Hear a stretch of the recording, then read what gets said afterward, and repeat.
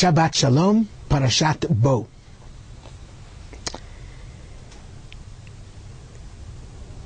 This week's portion comes at the conclusion, really, of the beginning of the Exodus from Egypt. The Jews are going to be sent out in next week's portion.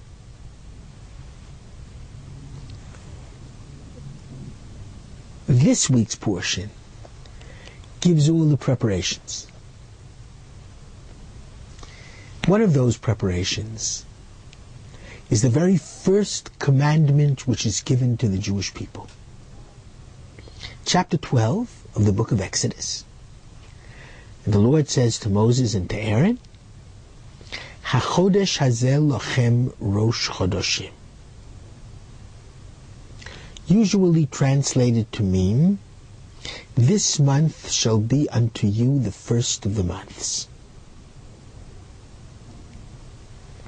Now this is usually translated to mean the month of Nisan, the month when the Jewish people became a nation because they became freed from Egyptian slavery. That is the first month of the year, Nisan. And we count the first month as the month of Nisan. However, it's difficult to say that that's what these opening words of the verse actually mean. HaChodesh Hazel Lochem Rosh Chodoshim. This month shall be for you the first of the months. Because the verse continues, Rishon hu lochem l'chodshei hashana. This is the first month unto you from the months of the year. So the second half of the verse teaches me that Nisan is the first month. So what does the first half of the verse teach me? And Rabbi Samson Raphael Hirsch says that we must explain, interpret, and translate the first words of the verse differently than we did at the outset. HaChodesh Hazeh, this renewal of the month. Chodesh means month, but it comes from the Hebrew chidush, which means renewal. This renewal of the month shall be for you Rosh Chodashim, the festival of Rosh Chodesh. The first day of the month for us is a festival. This is not only the commandment, the first commandment given to the Jewish people. This is really the first festival given to the Jewish people. And that festival is Rosh Chodesh. We mark the new moon.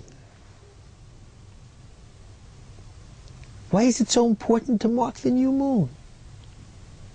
Why should that be the first commandment, to mark the new moon?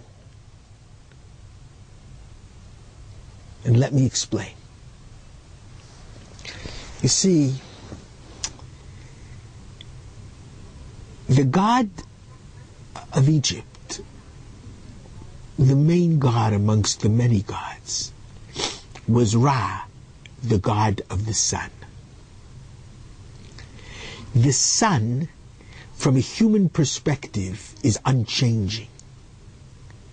The sun always seems to be the same.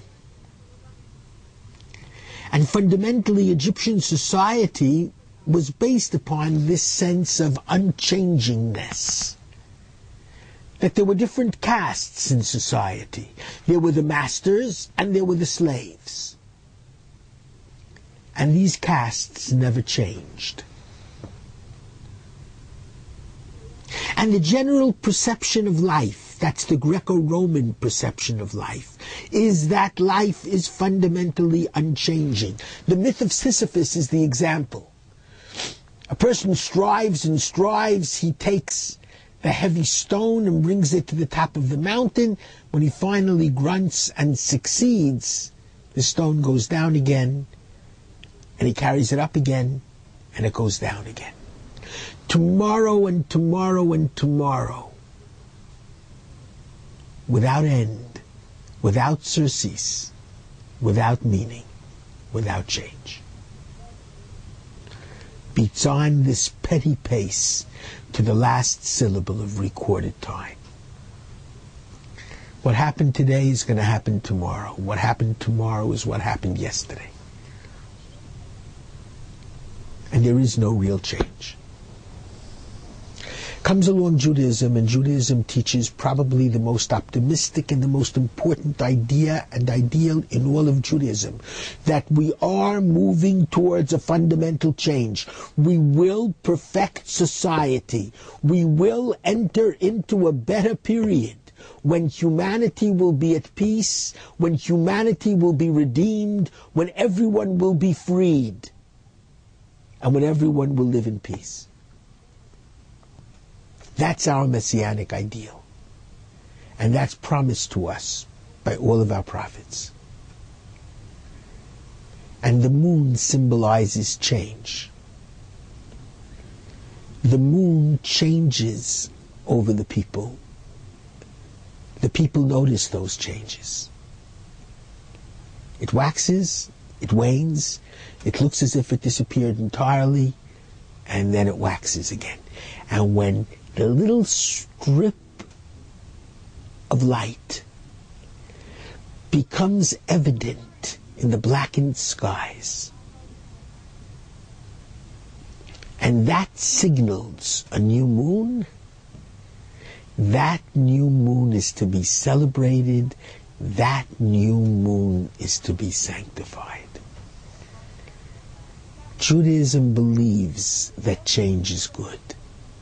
Judaism believes that change can happen, that slaves can become freed, that frigid societies can open up and can become more equal societies, that there is hope for humanity and there is hope for change.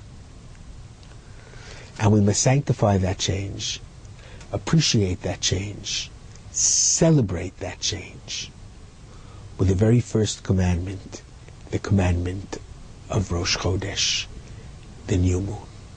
Shabbat Shalom.